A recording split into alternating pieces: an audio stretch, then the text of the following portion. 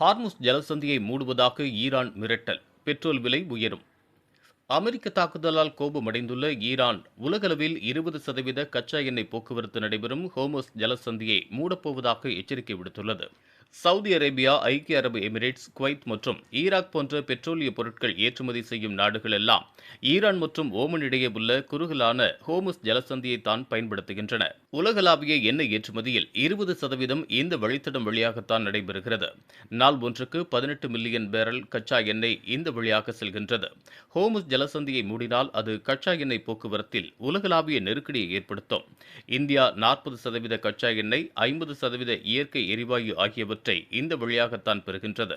இதனால் இந்தியா மற்றும் ஓபெக் நாடுகளுக்கு பெரும் பாதிப்பு ஏற்படும்.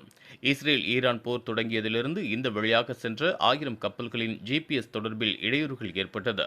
இந்த பகுதியில் வர்த்தக கப்பல்களின் பாதுகாப்புக்காக பஹ்ரைனில் அமெரிக்க கடற்படையின் ஒரு பகுதி முகாமிட்டுள்ளது.